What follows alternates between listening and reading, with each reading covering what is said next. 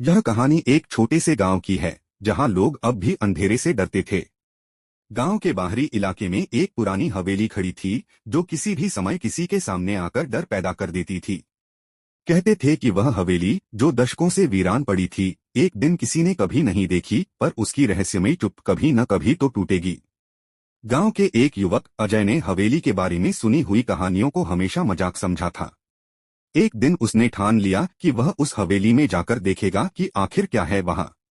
वह रात के अंधेरे में अकेले हवेली की ओर चल पड़ा।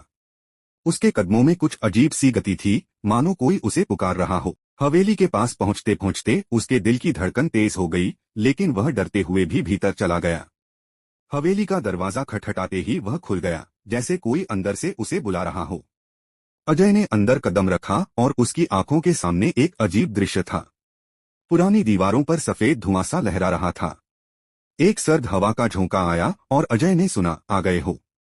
अजय के रोंगटे खड़े हो गए, लेकिन वह जरा भी नहीं रुका। वह और भीतर बढ़ा और अचानक एक कमरे में रोशनी की एक पतली सी रेखा दिखाई दी। जैसे ही वह कमरे के पास पहुंचा, रोशनी गायब हो गई। कमरे में एक पुराना आईना रखा था और उसमें अजय को अपना चेहरा नजर आ रहा था, लेकिन उसकी आंखों में एक और अजनबी चेहरा था। वह चेहरा धीरे धीरे मुस्कुराने लगा। तुम जो देख रहे हो वह सच है, एक आवाज आई, यह हवेली मेरी है। अजय ने घबराकर पूछा, तुम कौन हो? मैं उस आदमी की आत्मा हूँ जिसने यहाँ कुछ गलत किया था, आवाज बोली, और अब मेरी आत्मा इस हवेली में बंधी हुई है। अजय डरते हुए पीछे हटने लगा, लेकिन उसी क्षण वह आवाज फिर से आई, तुमसे कुछ मांगता हूँ अजय। क्या? अजय ने कांपते हुए पूछा। तुम्हारी मदद चाहिए, आवाज ने कहा। इस हवेली को सच्चाई के साथ छोड़ो और जो गलत हुआ उसे ठीक करो। अजय ने तब समझा कि हवेली का भूत उसे डराने नहीं बल्कि एक संदेश देने के लिए आया था।